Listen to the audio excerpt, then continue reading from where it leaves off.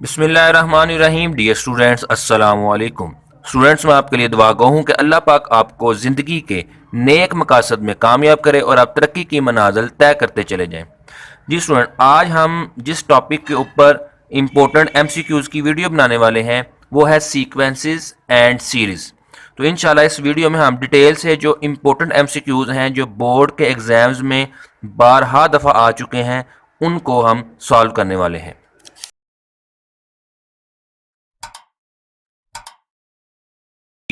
तो इस टॉपिक से रिलेटेड जो हमारा पहला एमसीक्यूज है इम्पोर्टेंट, वो है सीक्वेंस इज डिनोटेड बाय।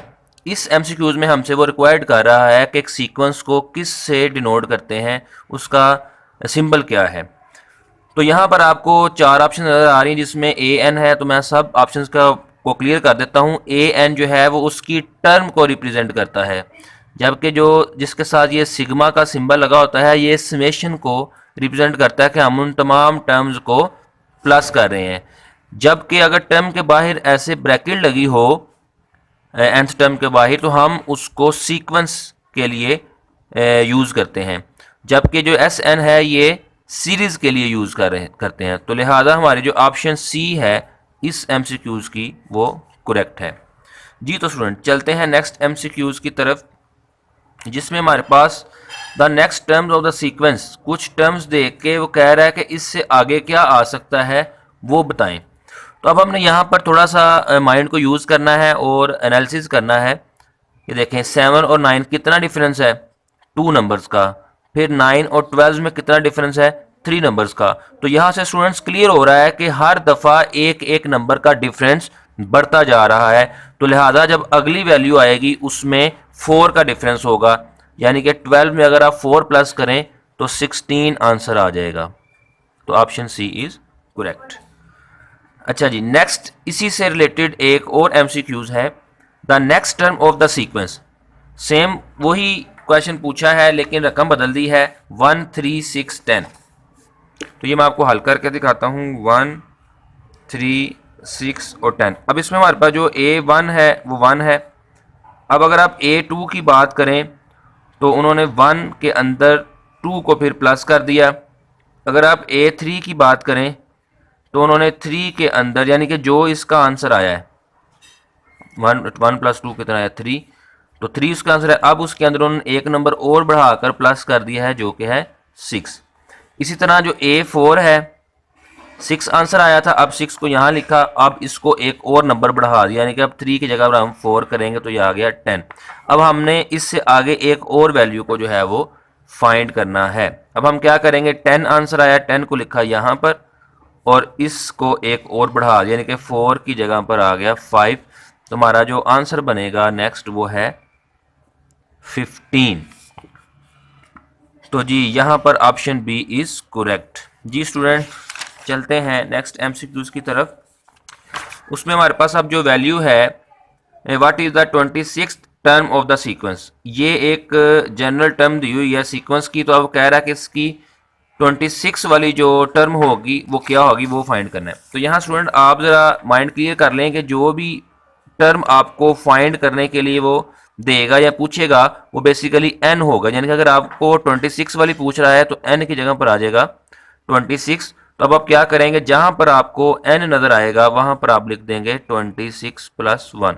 ये n की जगह पर आ गया 26 और साथ आ गया प्लस 1। अब 26 प्लस 1 कितना होता है, 27। अच्छा, अब आपने पावर को देखना है, ये क्या है। पावर जो है वो हमारे पास ऑड है, ठीक है। तो किसी भी माइनस वाली वैल्यू की जो पावर अगर ऑड हो तो उसका माइनस खत्म नहीं होता, तो ये माइनस आ गया उसकी वजह से। और 1 की जितनी मर्जी पावर आप ले लें तो 1 का 1 ही रहेगा। तो इस सीक्वेंस की जो 26 वाली जो हमारे पास टर्म होगी वो आएगी -1। तो इसमें स्टूडेंट्स हमें जो ऑप्शन मिल रही है वो बी वाली है। इसी तरह आगे चलते हैं, हमारे पास 16 वाला एमसीक्यूज है, सॉरी 17 वाला, जो कि डीजी के खान में आया है 2014 में। इसमें भी हमसे वो 4th टर्म पूछ रहा है। तो 4th टर्म से स्टूडेंट्स मुराद क्या हुआ, अभी मैंने बताया है कि ये n है, n इज इक्वल टू 4। तो अब आप क्या करेंगे, इसमें जो हमारे पास वैल्यू है, अब हम n की जगह पर 4 पुट कर देंगे। ठीक है जी, ये जहाँ जहाँ हमें n नज़र आएगा वहाँ पर हम 4 लगाते जाएंगे जी। 4 नीचे आ गया, 4 टू ज़ा 8 प्लस 1 4 और 9 जी। अब आ जाते हैं ऑप्शंस की तरफ। तो आपको नज़र आ रहा है कि ऑप्शन डी में हमें 4 ओवर 9 मिल रहा है। सिमिलरली एक और एमसीक्यूज है, 5th टर्म पूछ रहा है, ये आप खुद कीजिए। इसमें आपने 5 पुट करना है, 5 टू द 10, 10 प्लस 1 11, तो ऑप्शन सी इसमें हमें करेक्ट मिल जाएगी। अब चलते हैं आगे, जिसमें हमारे पास नेक्स्ट एमसीक्यू था, the nth term of arithmetic progression.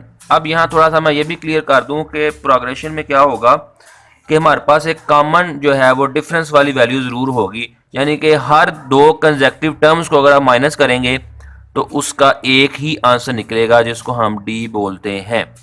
ठीक है जी, तो अब उसका वो फार्मूला पूछ रहा है बेसिकली प्रोग्रेशन का, अरिथमेटिक प्रोग्रेशन का, तो ये आपने याद रखना है। इसमें कौन सी जो आइडेंटिटी है आपने याद रखनी है कि फर्स्ट में a प्लस n माइनस 1 आएगा साथ, और साथ आ जाएगा d।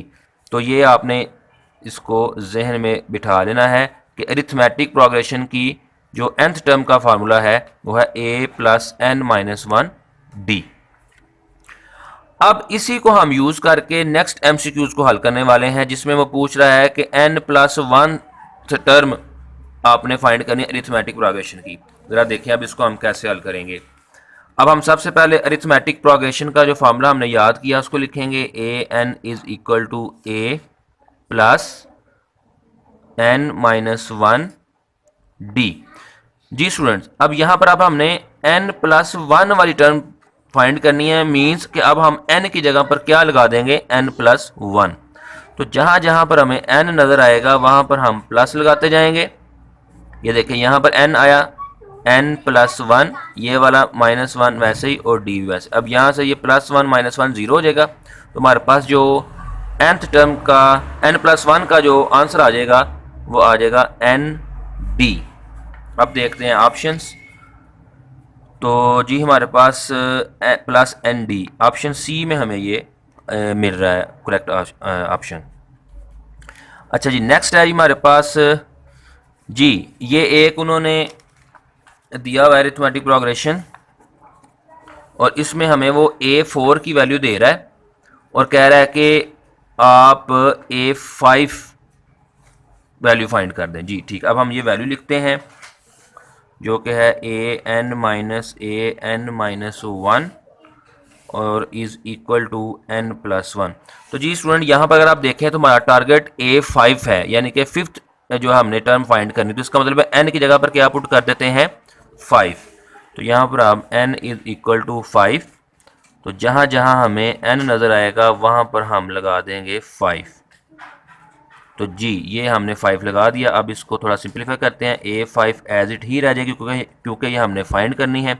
5 माइनस 1 की जगह पर आ जाएगा 4, तो ये बन जाएगा A4 is equal to 5 plus 1 बन जाएगा 6। तो स्टूडेंट यहाँ पर अगर आप देखें तो A4 हमारे पास 14 है, तो यहाँ पर हम A4 की जगह पर लगा देते हैं 14 जी। अब हमें A5 चाहिए, तो हम माइनस 14 को दूसरी तरफ ट्रांसफ़र करेंगे तो उधर जाकर प्लस हो जाएगा, 14 प्लस 6 हो जाएगा 20। तो हमारे पास A5 का आंसर आ चुका है 20, जो कि है ऑप्शन सी में। जी नेक्स्ट है जी हमारे पास, the nth term of arithmetic progression is 3 minus n divided by 2, then first 3 terms. अब फर्स्ट 3 टर्म से मुराद ये है कि आपने यहाँ पर n को 1 भी पुट करना है, n को 2 भी पुट करना है, और n को 3 भी पुट करना है, तो हमारी टर्म्स निकल आएंगी। एक मैं आपको हल करके दिखाता हूँ, बाकी आप खुद कीजिएगा। 3 माइनस 1 कितना आ जाएगा, 2, 2 डिवाइडेड बाई 2 1। ठीक है, इस तरह आगे अगर आप 2 पुट करेंगे तो 3 माइनस 2 हो जाएगा 1, 1 बाय 2। अगर आप 3 पुट करेंगे 3 माइनस 3 0, 0 डिवाइडेड बाई 2 0। तो ये हमें ऑप्शन डी में ये मिल रहा है, तो आप इसको हल भी कर सकते हैं, मैंने ज़रा मेंटली कर दिया इसको। अच्छा जी, नेक्स्ट अब हमारे पास आज की जो वीडियो का पार्ट है उसमें 2 MCQs और हैं, तो थोड़ी तवज्जो आपकी दरकार है। The arithmetic mean between A and B। अब ये जनरल एक बात है कि जब भी आप किसी दो नंबर्स के दरमियान कोई वैल्यू फाइंड करना चाहते हैं तो उसका बड़ा सिंपल सा तरीकाकार है कि उन दोनों को प्लस करें और 2 पे डिवाइड कर दें। अब यहाँ पर हमारे पास जो दो वैल्यूज हैं वो a और b है। अब हम इन दोनों को करेंगे प्लस, तो ये बन जाएगा a प्लस बी, और मीन के लिए 2 पे डिवाइड भी करना है क्योंकि ये दो वैल्यूज हैं। तो क्या आंसर निकलेगा, a plus B divided by 2। तो हमें ऑप्शन बी में ये मिल रहा है।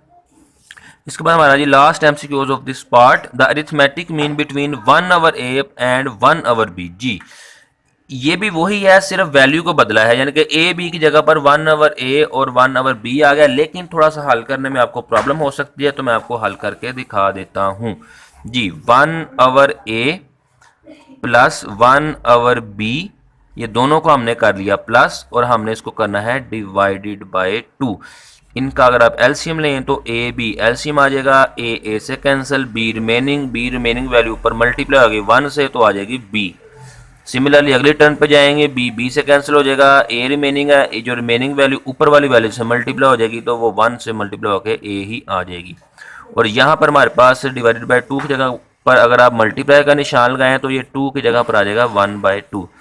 तो इसको थोड़ा मजीद सिंप्लीफाई करें या तरतीब लगाएं तो ये बन जाएगा a प्लस बी, और ओवर में 2 इनसे मल्टीप्लाई होकर आ जाएगा 2ab।